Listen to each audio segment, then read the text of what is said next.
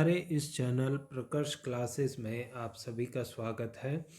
इस वीडियो में हम संगठन के जो विभिन्न उपागम या विचारधाराएं हैं उनमें से एक महत्वपूर्ण विचारधारा मानव संबंध उपागम, जिसको एक अन्य नाम नवशास्त्रीय उपागम भी दिया गया है, पर चर्चा करेंगे। तो आइए शुरू करते हैं। यह वीडियो बहुत ही महत्वपूर्ण है यूनिवर्सिटी एग्ज़ाम के लिए, साथ ही साथ आरएस मुख्य परीक्षा, आईएएस मुख्य परीक्षा और सेकंड ग्रेड एसएस जो अध्यापक भर्ती परीक्षा है उसके लोक प्रशासन खंड के लिए भी। तो आइए हम सब शुरू करते हैं। सबसे पहले लेते हैं कि मानव संबंध उपागम का परिचय क्या है, उसको देखने का प्रयास करते हैं। तो देखिए, सर्वप्रथम मानव संबंध की चर्चा रॉबर्ट ओवन ने अपनी पुस्तक the human factor in work management 1912 में की। सबसे पहले तो यह है कि मानव संबंध के बारे में शास्त्रीय उपागम के विरोध स्वरूप यह उपागम उत्पन्न हुआ था। शास्त्रीय उपागम में मानव को केवल आर्थिक कारकों से प्रेरित पाया गया था, उसे मशीन का एक पुर्जा माना गया था, तो उसके विरोध में यह उपागम उत्पन्न हुआ।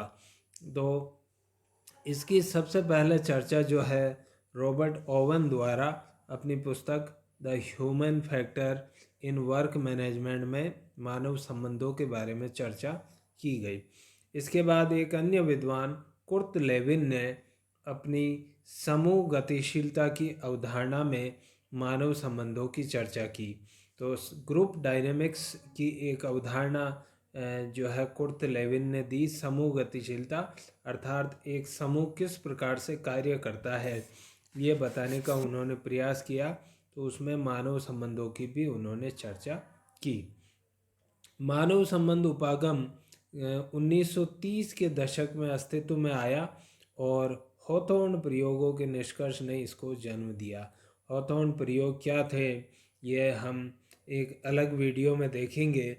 फिलहाल ये हम समझे कि जॉर्ज एल्टन मेयो एक महान जो है समाजशास्त्री और प्रबंध विज्ञानी हुए। उनके नेतृत्व में अमेरिका में ये प्रयोग किए गए और इनके निष्कर्ष से जिस उपागम का जन्म हुआ उसे मानव संबंध उपागम कहते हैं। आगे देखिए, यह उपागम शास्त्रीय उपागम की एक बड़ी कमी, शास्त्रीय उपागम की बड़ी कमी के प्रति असंतोष का परिणाम था। शास्त्रीय उपागम की बड़ी कमी क्या थी कि उसने केवल औपचारिक संरचना पर जोर दिया, जबकि और व्यक्तियों के सामाजिक और मनोवैज्ञानिक तत्वों की उपेक्षा की। तो औपचारिक संरचना पे ही जोर दिया, संगठन के जो कार्यगत संबंध होते हैं उन पे ही जोर दिया, लेकिन सामाजिक और व्यक्तिगत संबंधों की इसने उपेक्षा की। इसीलिए मानव संबंध उपागम का जन्म हुआ। अमेरिका के समाजशास्त्री जॉर्ज एल्टन मेयो इस विचारधारा के जनक माने जाते हैं। तो ये बड़ी महत्वपूर्ण विचारधारा है जिसके जो जनक है एल्टन मेयो, जिन्होंने हमने ऊपर देखा हॉथॉर्न प्रयोग अमेरिका में किए थे, उसके परिणाम स्वरूप ही मानव संबंध उपागम या नवशास्त्रीय उपागम का जन्म हुआ। अन्य जो संबंधित विद्वान है इससे वो है Roethlisberger, Dickson, North Whitehead, Warner, Pennock, Lloyd और हेंडरसन। ये इससे संबंधित विद्वान हैं जिन्होंने इस विचारधारा के विकास में, इस विचारधारा के विस्तार के लिए बहुत ही महनीय योगदान दिया। इसे नवशास्त्रीय या आर्थिक सामाजिक उपागम भी कहा जाता है। अब ये क्यों कहा जाता है?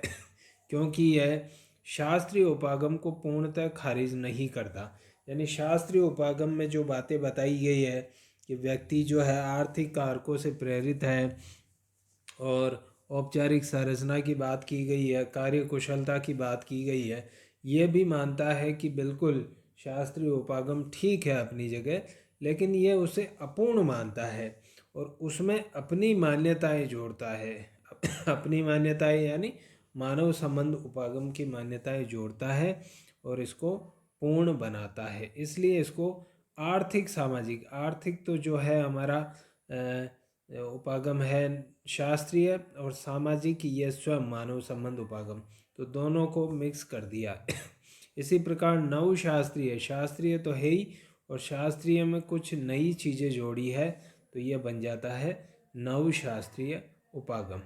आगे बढ़ते हैं, इसका केंद्रीय विचार क्या है, ये बड़ी महत्वपूर्ण चीज़ है, क्या कहना चाहता है ये। तो देखिए, ये उपागम संगठन के कार्य कारण में यानी संगठन के संचालन में व्यक्तियों और उनके पारस्परिक संबंधों को महत्व देता है। दो चीज़ों पर महत्व देता है, एक तो व्यक्तियों पर महत्व देता है, जबकि हमने देखा कि शास्त्रीय उपागम व्यक्तियों पर नहीं, व्यक्तियों की भूमिका पर, उनके काम पर महत्व देता था। इस प्रकार से मानव संबंध उपागम काम पर नहीं बल्कि स्वयं व्यक्तियों पर महत्व देता है। दूसरी जो चीज़ है इसमें महत्वपूर्ण, वो यह है कि व्यक्तियों के आपसी संबंध बोले तो अनौपचारिक जो संबंध है, जो व्यक्तियों के आपस में मिलने करने से, घुलने मिलने से, साथ साथ रहने से बनते हैं, उन संबंधों को ज़्यादा महत्व देता है बजाय कि औपचारिक संबंधों के। इस उपागम के 3 तत्व हैं, ये बड़े महत्वपूर्ण हैं। पहला तो व्यक्ति, दूसरा है अनौपचारिक संगठन, औपचारिक नहीं अनौपचारिक संगठन, और तीसरा है सहभागी प्रबंध। ये बड़ी महत्वपूर्ण बात है। प्रबंध में यह अधीनस्थ कर्मचारियों को बराबर की सहभागिता प्रदान करने में विश्वास रखता है। तो इस प्रकार से व्यक्ति हो गया, जबकि उसमें और इसमें अंतर करें शास्त्रीय और मानव संबंध में, तो शास्त्रीय में व्यक्ति के बजाय व्यक्ति की भूमिका पर जोर है, इसमें व्यक्ति पर जोर है। उधर शास्त्रीय में हम देखें तो उसमें औपचारिक संगठनों पे जोर है, जबकि इसमें अनौपचारिक संगठनों पे जोर है।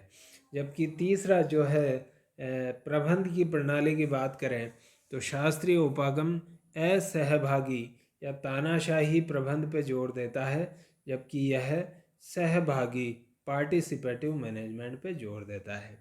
इस विचारधारा ने औपचारिक संगठन के भीतर अनौपचारिक संगठनों की खोज की और इसके अनुसार संगठन में कार्मिकों की स्थिति किसी निर्जीव पुर्जे के समान नहीं है।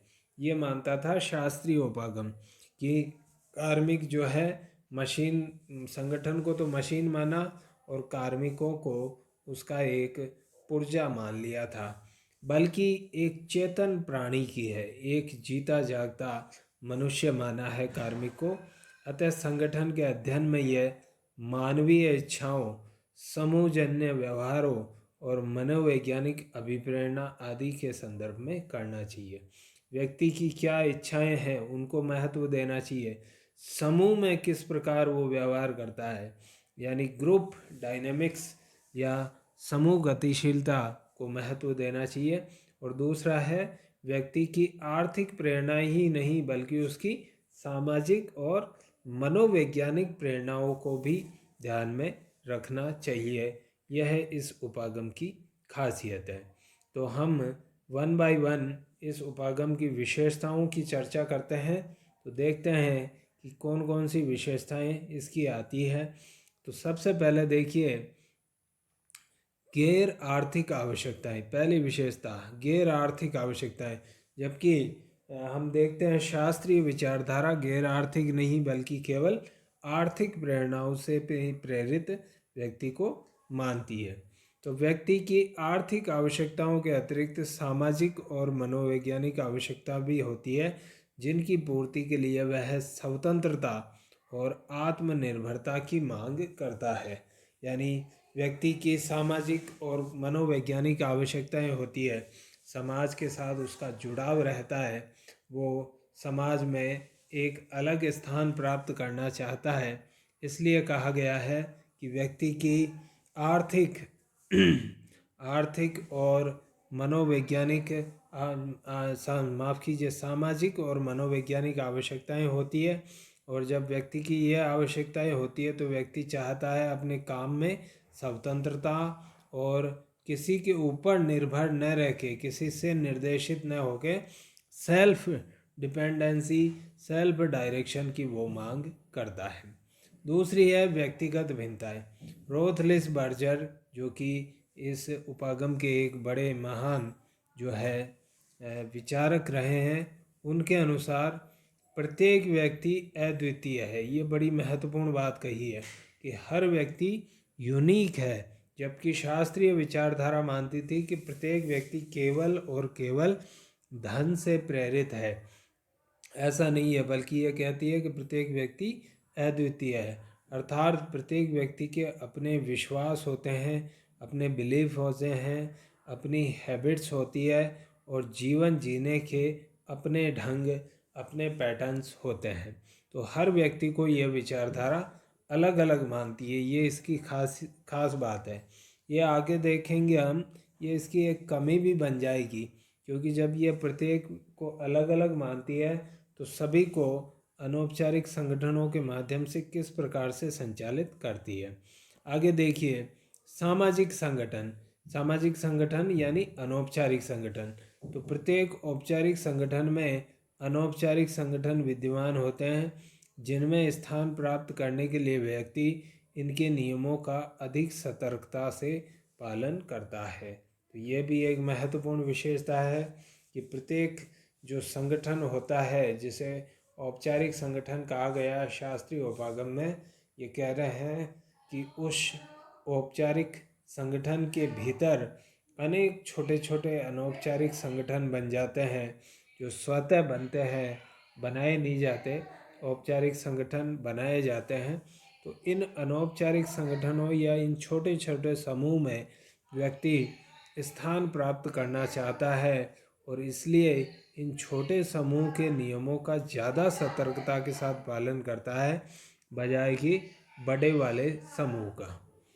आगे बढ़ते हैं हम लोग, तो देखेंगे कि सहभागी संगठन यानी ये कहना चाहता है कि कार्य स्थितियों, कार्य शेड्यूल यानी कर्मचारियों के जो कामकाज हैं उनसे संबंधित यदि आप निर्णय करते हैं तो उस निर्णय करते समय आप इन अनौपचारिक संगठनों और उनके नेताओं से अवश्य परामर्श कीजिए। ये बड़ी महत्वपूर्ण बात है। ये कहना चाहता है कि अनौपचारिक संगठनों से हमेशा परामर्श किया जाना चाहिए, क्योंकि व्यक्ति जो होता है वो अनौपचारिक संगठनों का सदस्य होता है और अनौपचारिक संगठनों का सदस्य होने के नाते वो उनके नियमों का बड़ी सतर्कता से पालन करता है।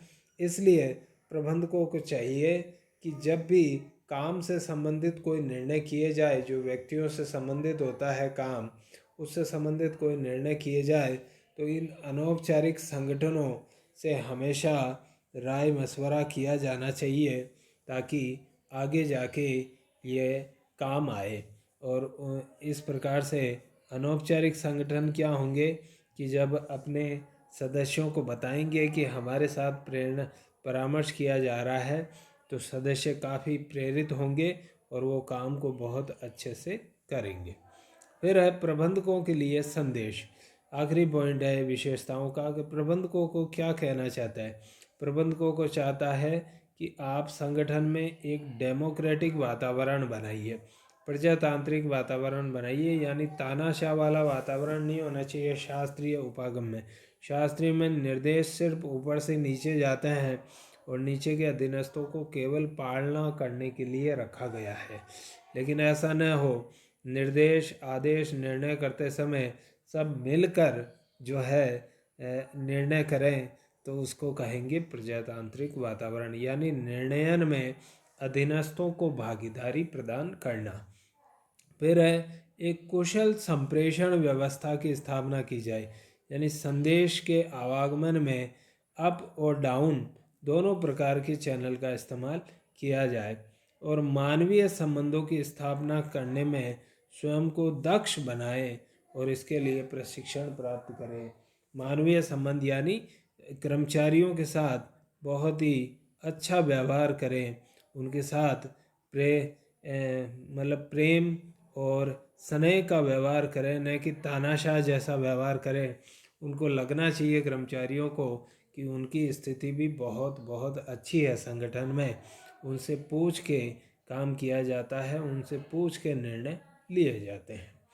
रोथलिस बर्जर का एक कोटेशन बड़ा फेमस है, इसमें हम देखेंगे वो क्या कहते हैं कि हम मानवीय समस्याओं का समाधान गैर मानवीय तरीकों और तथ्यों और आंकड़ों के प्रकाश में करते आए हैं। मानवीय समस्याएं हैं हमारी कि कर्मचारी काम नहीं कर रहे हैं, कर्मचारी की कार्य क्षमता कमज़ोर है, प्रेरित नहीं है, और हम क्या कर रहे हैं, उनका समाधान गैर मानवीय तरीकों, तथ्यों और आंकड़ों के प्रकाश में करते आए हैं। ये शास्त्रीय उपागम की कमी की तरफ रोथलिस बर्जर ध्यान आकृष्ट कर रहे हैं कि शास्त्रीय उपागम में क्या कमियां हैं।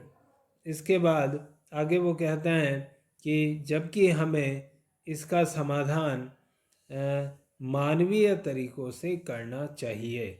मानवीय तरीके यही है जो प्रबंधकों के लिए संदेश है कि प्रजातांत्रिक वातावरण बनाए, कुशल संप्रेषण व्यवस्था की स्थापना करें, इत्यादि इत्यादि। मान्यताओं के संबंध में निम्नलिखित उल्लेखनीय है। इसकी कुछ मान्यताएं भी पूछी जाती है। क्या मान्यताएं हैं इस उपागम की? परंपरागत और आधुनिक दोनों प्रकार की मान्यताएं हैं। परंपरागत में मानव को आर्थिक मनुष्य के रूप में देखता है, जैसा कि पहले आया कि यह केवल जो है मानव संबंधों पे ही जोड़ नहीं देता है, बल्कि जो शास्त्रीय विचारधारा है उसको भी स्वीकार करता है, उसको खारिज नहीं करता। तो शास्त्रीय विचारधारा से ये मान के लेता है कि भाई मनुष्य आर्थिक प्राणी है, यानी अर्थ से संचालित होता है। जबकि आधुनिक मान्यताओं में यह सामाजिक और मनोवैज्ञानिक मानव के रूप में उसको देखता है। तो उपर्युक्त 5 विशेषताओं के अतिरिक्त विशेषताओं के द्वारा व्यक्ति की सामाजिक मनोवैज्ञानिक मान्यता स्पष्ट की गई है। कुछ और आधुनिक मान्यताएं भी इनमें जोड़ी जा सकती है। 5 तो आ ही गई, इसके अतिरिक्त नियोक्ता और कार्मिकों के हित में के हित समान और परस्पर निर्भर होते हैं। ये भी माना है इसने कि कर्मचारियों के और जो मालिक होते हैं संगठन के, उनके हितों में जो है कोई विरोधाभास नहीं है, दोनों के हित परस्पर समान है। औपचारिक संगठन और अनौपचारिक संगठन दोनों एक दूसरे को प्रभावित करते हैं, क्योंकि अनौपचारिक संगठन वास्तव में बनते तो औपचारिक संगठन के भीतर ही है। फिर है प्रत्येक कार्मिक संगठनात्मक उद्देश्यों के बारे में नहीं सोचता, बल्कि उसे इस ओर प्रेरित करना पड़ता है। ये कहा है कि हर एक कार्मिक जो होता है वो संगठन के उद्देश्यों के बारे में पहले से ही नहीं सोचता है। वो ये नहीं चाहता है कि मैं संगठन के लिए ज़्यादा से ज़्यादा प्रयास करूं, नहीं, उसे इस ओर आप प्रेरित करेंगे, और इस ओर आप केवल आर्थिक प्रलोभन से प्रेरित नहीं कर सकते, उसकी सामाजिक मनोवैज्ञानिक आवश्यकताओं को आपको संतुष्ट करना पड़ेगा। और लास्ट है कि मनुष्य अपने कार्य व्यवहार में बहु प्रेरित होता है। जैसा कि ये क्लियर है, केवल आर्थिक साधनों से या आर्थिक चरों से ही मनुष्य प्रभावित नहीं है, बल्कि सामाजिक चर, मनोवैज्ञानिक चर भी उसको जो है संतुष्ट करते हैं। तो इसलिए मनुष्य जो है बहु प्रेरित व्यक्ति होता है। इसके बाद हॉथॉर्न प्रयोगों का संक्षिप्त परिचय लेना है, लेकिन इस फाइल में हॉथॉर्न प्रयोग शामिल नहीं किए गए हैं। अगली एक फाइल हम लेंगे जिसमें अगले वीडियो में हम देखेंगे कि हॉथॉर्न प्रयोग या मानव संबंध उपागमों का क्या महत्व है या क्या निष्कर्ष है, और थोड़ा सा हॉथॉर्न प्रयोग के बारे में भी जानेंगे और इस उपागम की आलोचनाएं भी हम देखेंगे। तो इस वीडियो में हम इतना ही रखेंगे।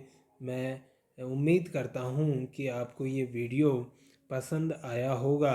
यदि आपको ये वीडियो अच्छा लगा हो तो प्लीज़ मेरे चैनल को सब्सक्राइब ज़रूर करें, इस वीडियो को लाइक ज़रूर करें, और ताकि आपको भविष्य में आने वाले वीडियो के जो है नोटिफिकेशन प्राप्त होते रहें। धन्यवाद।